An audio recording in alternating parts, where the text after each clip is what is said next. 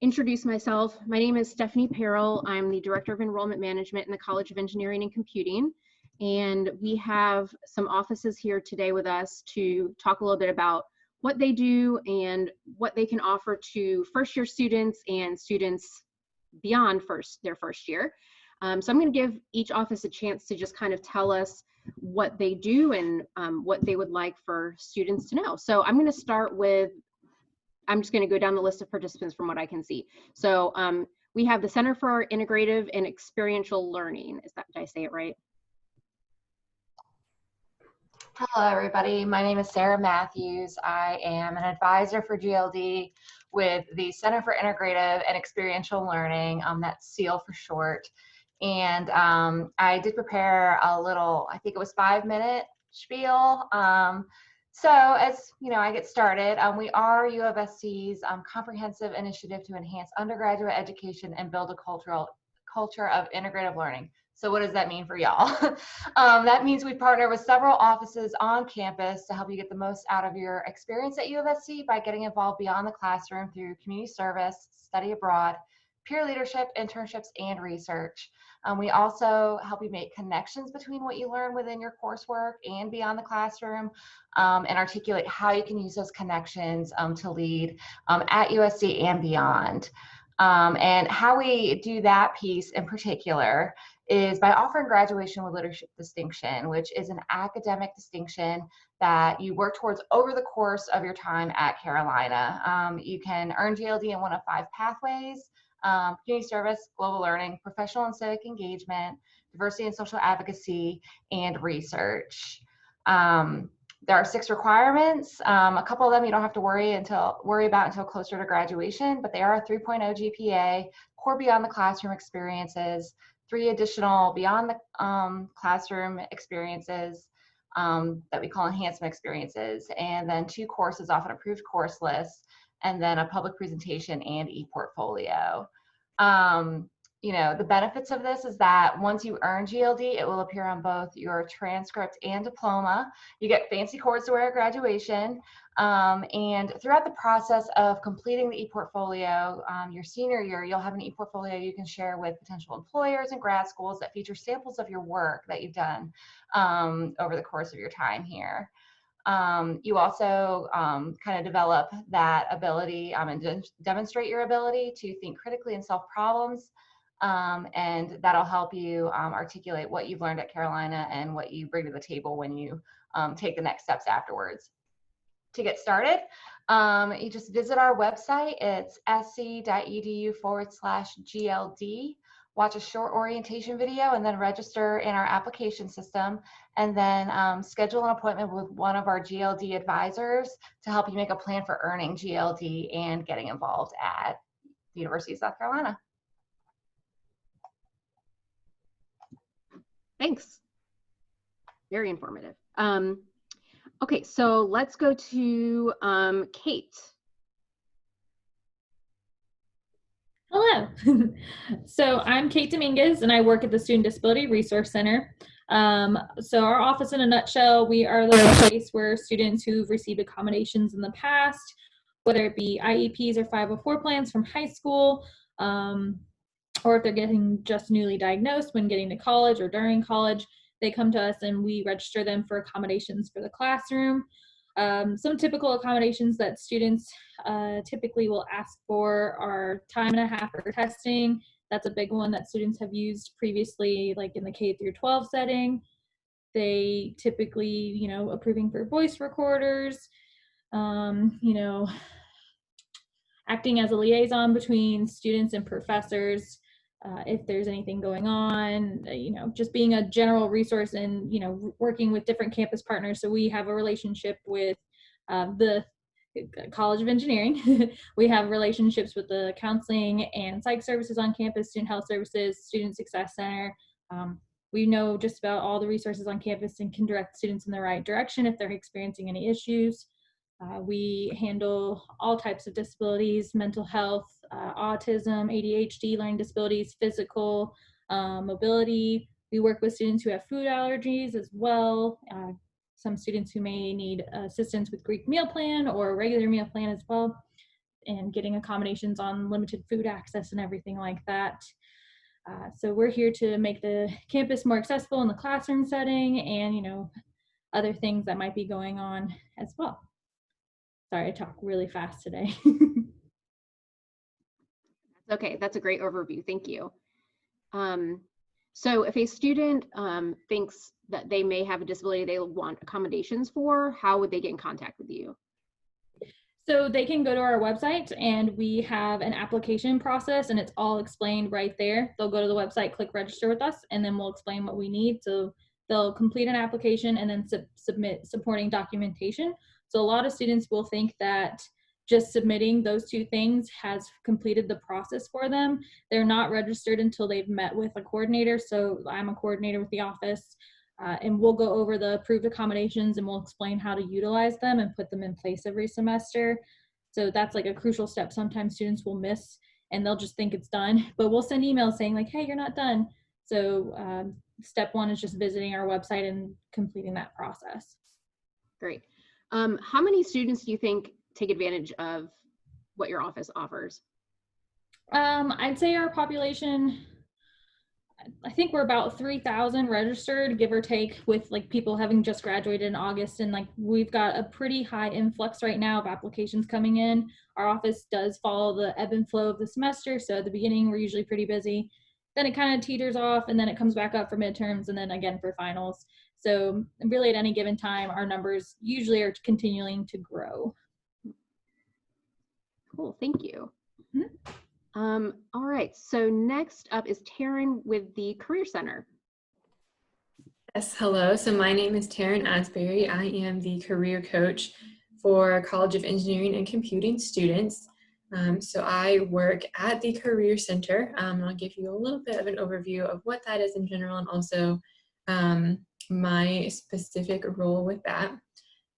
So I have been here for, this is going on year 2 in my position as a career coach, and absolutely love getting to know students and their job goals and their personalities and all of that and their interests. So as a career center, we are the office on campus that helps you tackle questions or obstacles that you might have in regards to your present and future careers. So oftentimes students know us as the resume place, which is not inaccurate. We absolutely can and do review resumes, but that's absolutely not all that we do. So we do offer other services that help in career development, such as career assessments. So if a student's not really sure what major they want to pursue and want to talk about that with someone, we can talk through that with a student's personality, their skills, their interests, their goals in life, and also figure out some career planning. So on the other end of that, if a freshman student specifically loves their major but isn't quite sure what the options are for after graduation, we can talk through that too. In addition to that, we do help with finding internships, full-time jobs, preparing for the career fair, interviews. So a lot of preparation for anything career related. You can come to us for that. And then on the very end of your time here, once you're looking at job offers and negotiating salaries and all of that, we can help with that conversation as well. So really it's everything that spans career. So our mission is to educate and empower students and alumni in their development of lifelong career management. So what does that mean? Basically, that means that yes, I'm here to help students find internships and full-time positions and figure out what they want to do during their time here at USC. But also I want to help equip students and you all to figure out how to use these resources and how to prepare for interviews and all of that in your time beyond USC as well. So there will be probably many job transitions throughout your lifetime, career changes. So you want to make sure that you're well prepared for all of that. So that'll be some of the conversations that we have as well. So how to reach us. Generally, if we were not in COVID times, there would be a CEC Career Center satellite office in Swearingen, right next to the Wired Cafe. This semester, that office is closed, and I and other coaches have migrated up to the Thomas Cooper Library, where the main Career Center is. So it's on level 5. That's where you'll find us. And we've got a few options for appointments. So we've got Career Studio hours, which is basically 20 minutes, meet with a staff member, either in person or virtually. And those must be scheduled. You can't just walk in for those.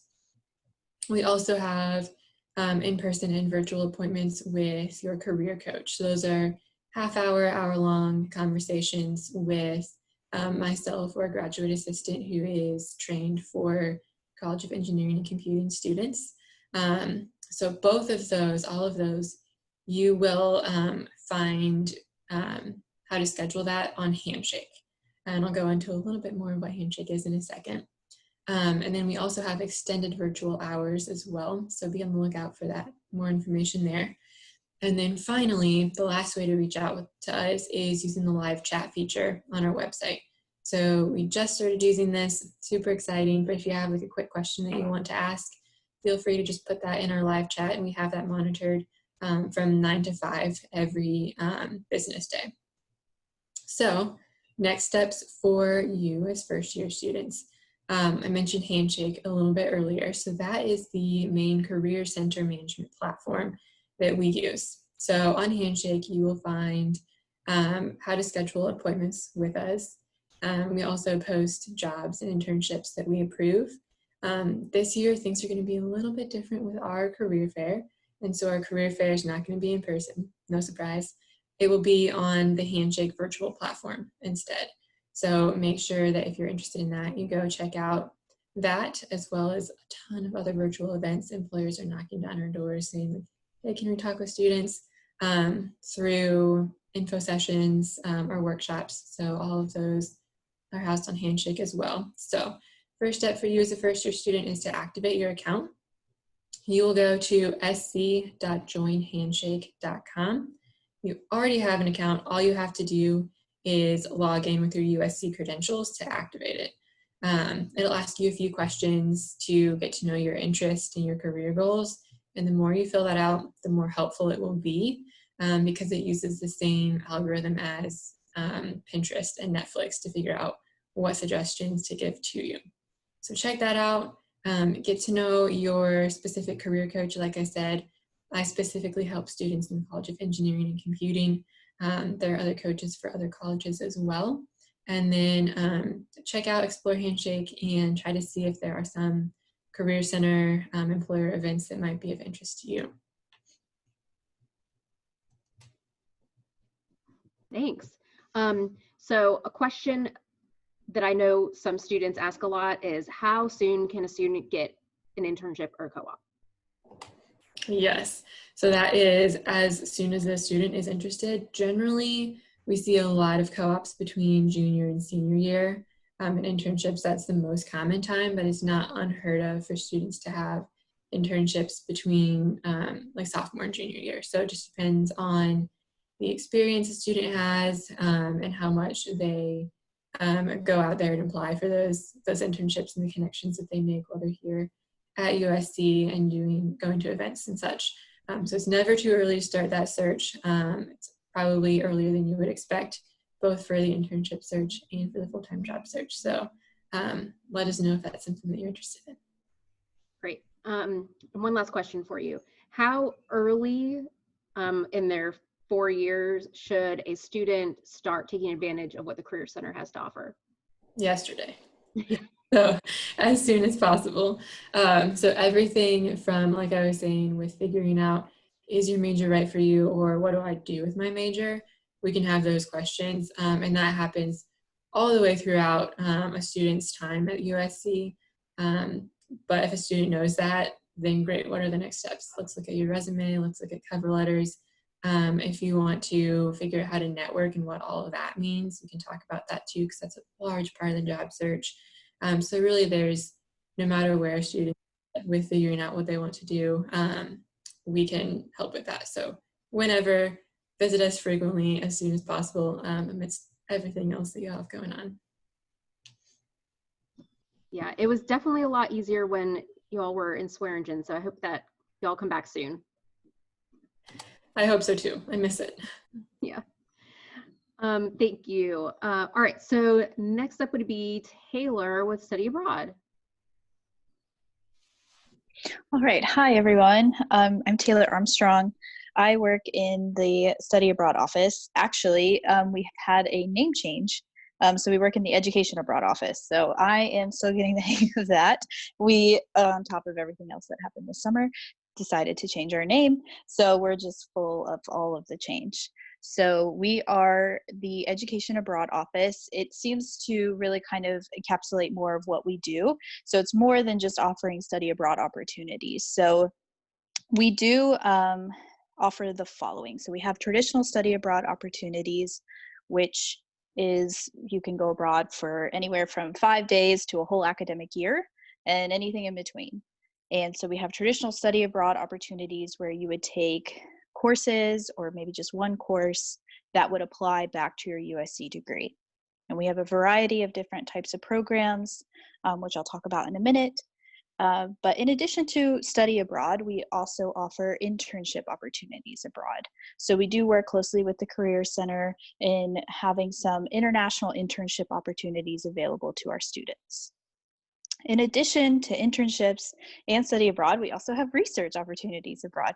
So Julie's crew over in the Office of Undergraduate Research, we work closely with them to facilitate some research opportunities for students as well. And we have service learning opportunities. So more of like the volunteer efforts abroad and the programming facilitated within that. So that is education abroad in its whole. But for the CEC students, we have opportunities within all of those facets. So most commonly, the students in the CEC will participate in some sort of traditional study abroad programming. So we have different types of programs. Specifically, the CEC students look at our global exchange programs, which is a traditional exchange that you think of where we would send USC students abroad to a certain university, and in your place, we would get students from that university to study for a semester or academic year. We have articulated some specific universities that are really strong fits and meet the accreditation requirements for the CEC at specific universities depending on your track. So if you're mechanical, the list of universities that we've identified might look different than if you were biomed or something like that. I work in the office with the CEC and Ruthie Patterson on identifying and working with the process of the kind of the course equivalency side of it. So if you have any specific questions about that process, you're welcome to get in touch with me. However, anybody in our office can certainly help get you started. So how to get started and how to get involved in the process. The first thing that you would want to do is to attend an information workshop. So we offer those twice a day, Monday through Friday, and they will all be conducted virtually this semester. An information workshop is really just an introductory presentation facilitated by someone in our office to kind of get your bearings and your foundation kind of set. So what opportunities are available to you? Things that you need to consider more than just, I want to go to X country for this amount of time. So considering other things like costs, financial aid and scholarship, academics, things like that. We facilitate this workshop, and then after that, you're sent to do some research or find some programs that might be of interest to you. And then you can come back and meet with me or one of my colleagues as an advisor in the office, and we can advise you specifically on a couple of really great options and narrow down your offerings to some really good one or two options that you can look to actually apply for. So you really only need to apply to one program. It's not like college where you need to apply to like a handful and make your choice. You really only need to apply to one that seems to be your first and best fit. Aside from our global exchange programs, I did want to mention the short-term offerings that are available within faculty in the CEC. So we call these programs global classroom programs. These are our short-term offerings. So they usually take place over the breaks like spring break, Maymester, which is a USC term for the beginning of summer. So our short-term programs, and Dr. Gatsky and Dr. Batch, they have offered programs within the CEC, which are specific engineering courses for the engineering students. So you would get a specific engineering credit, major credit to count. And I mean, you would get the whole credit within 10 to 14 days over the summer. So those are also a really great opportunity if you're not sure if you want to commit to a full semester, but still want to get an education abroad or study abroad opportunity on your resume and in your interview portfolio. I would definitely look into those. But yeah, if you have any specific questions or just looking to kind of get started, I would point you to our website, study abroad or sc.edu/study abroad. And specifically on the left nav, you will find steps to study abroad. And that would be probably your best way to get started. And it outlines the specific steps that I just mentioned to get you going. Thanks. Thanks. Okay, so I do have some questions for you that I hear a lot from students. Can you give us some examples of where the global exchange and global classroom programs, like what countries they're in, just generally, typically? Yeah, so I know that the short-term programs that Batch and Ed lead go to Thailand and Germany, respectively.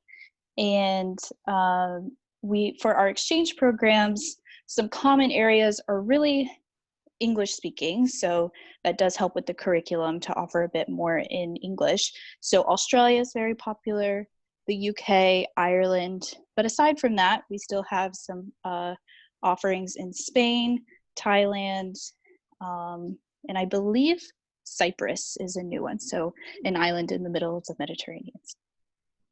I'll go. Yeah, I will too. So the next question that students I think ask frequently is, when is the best time to go, like in their 4 years? So that is a really good question. And it depends more on your specific progression within your degree. So engineering is the whole CEC is a bit more tailored. There are specific markers you need to meet in order to meet the prereqs to take the next class. So that is where I would really rely heavily on the academic advisors and Ruthie Patterson specifically. Most commonly, we see engineering students go a little bit earlier in their time at Carolina. So their sophomore or junior years are the most common, but I would even push the CEC a little bit more into the sophomore year before they really get into their heavy major credits and start looking at co-ops and stuff. So that would probably mean start planning like now. Yes, it would be nice if you started to plan earlier and sooner rather than later. However, we typically just, our application cycles are open for the semester before. So if you're interested in going abroad for the spring semester, you would apply in the fall, and you can start in the fall and still make the markers to go in the spring. But as anything, it's better to review and to research and be a little bit more prepared earlier. Thanks. Okay, my last question. Definitely study abroad, education abroad is going to be unique right now. So what about COVID and now? Yeah, that is a very good question. Don't want to not speak to the elephant in the room. Yeah, education abroad has taken a very different kind of perspective recently. So we are planning on making a decision about our spring term in October. So October 15th is kind of our release date of, are we able to offer spring programming? And our hope is at that point that we can go back to our traditional kind of vetting of health and safety risks to look at it on an individual country basis. So when the whole world put down when the State Department put down the worldwide travel ban, that pretty much made things, it was pretty horrible, but it made things easier for us, whereas nobody could go anywhere. But as we've started to see them come off of that worldwide ban and go back to more of an individual country kind of assessment, we can use that in making our decisions as well. So we hope by October 15th, we would be able to release a list and say, students are not able to travel here, but they could study here. But there are a lot of factors going into that, more than just what the State Department says. Obviously, the country needs to let us in and accept students. So that is equally as important as well. So that is all something that our entire Security and Oversight Travel Committee is reviewing and vetting, and we'll have that ready by mid-October. Great. All right, thank you. I know that's probably tough right now. All right, so last but not least, we have Julie with Undergraduate Research. Hello, yes, Julie Morris, Office of Undergraduate Research. So when we talk about research, we really focus on asking questions and finding answers. So hopefully that sounds like it is not something that should be boring, because it should be something that you're really interested and passionate about. And everybody asks questions, all majors. And what's pretty cool is that it also doesn't have to even be in your major where you're doing your work. So we try to keep it as flexible as possible. But absolutely, we have students who are building better engines, creating safer structures and buildings, cybersecurity, robotics, software engineering, through our medical, tissue regeneration, drug delivery, anything you can imagine, we can help make happen. So we do mean everyone. And you can start as early as now. I think is pretty much the same thing that everybody has said. But why should you do research? So what are some of those benefits? And first, of course, I'm a little biased, but I would say because it's fun, or it should be fun.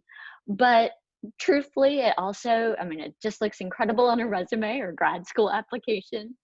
It demonstrates that you are applying what you have learned. So a lot of those same things that you experience in an internship, you would experience one-on-one with a faculty member here at UofSC.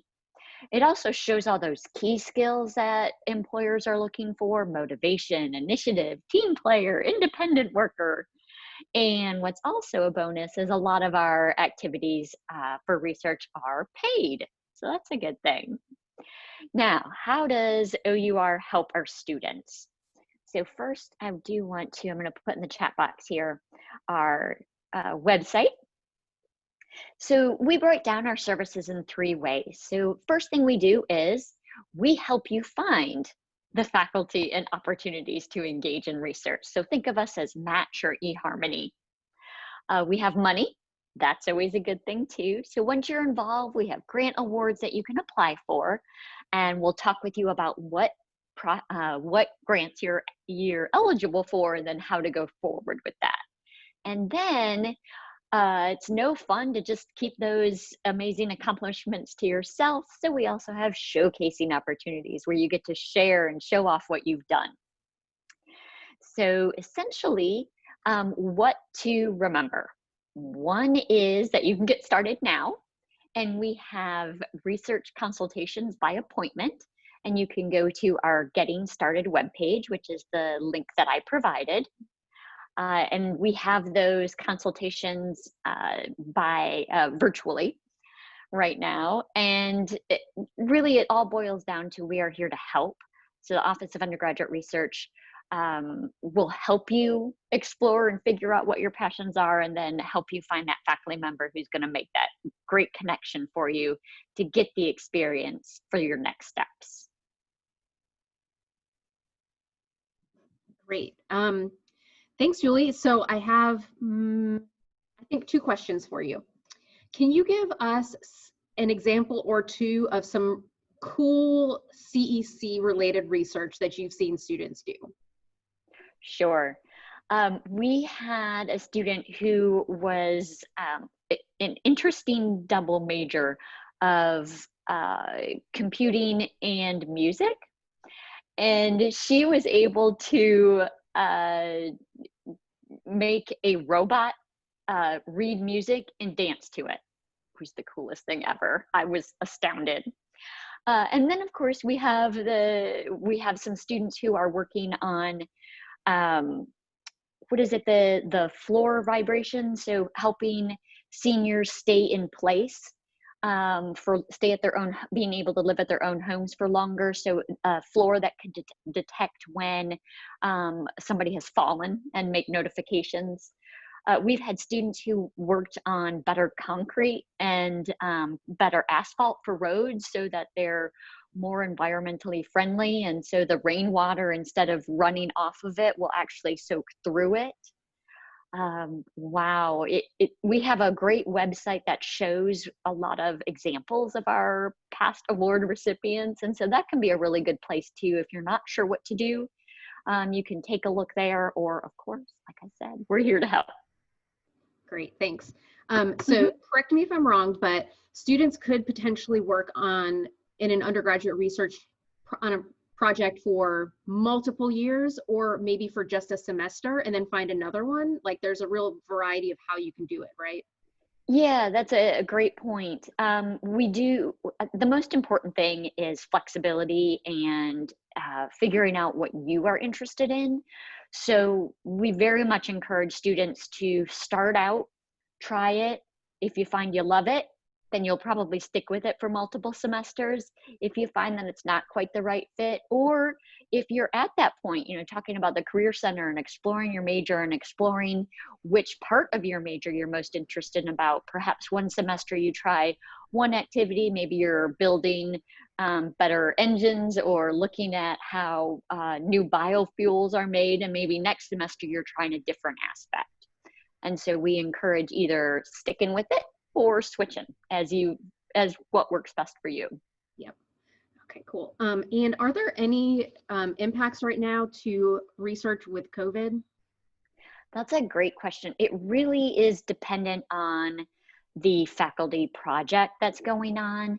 I've been really pleased to see that our faculty are getting their projects back up and running. A lot of them have been able to initiate some virtual work in preparation for getting back into in-person, but all of our research projects still do maintain the requirements of face coverings and social distancing, so it's by individual basis. But research is still happening. It is very much still happening. Yep, great. Thank you.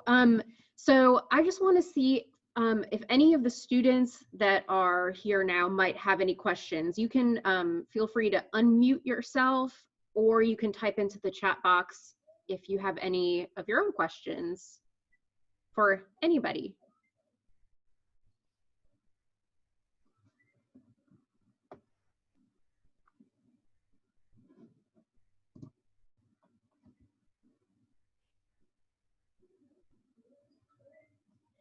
It's always a little awkward waiting to see if someone's just slowly typing a message. Okay, so I'm thinking that there may not be any questions, but if there are any students that do have questions, once this is over, you have contact information for most of the offices there in the chat box through the website. Or you can also email me, and I'll type my email address in there and I can help get you to the right person. There we go. And so I just want to say thank you to all of you that joined us today. This was great. You all gave a lot of really good information, and I'm definitely going to post this somewhere on the webpage because this is really helpful. All right, so thank you again, and I hope you all have a great afternoon. Thank you, Stephanie. Thank Thank you. you. Take care, everyone. Bye.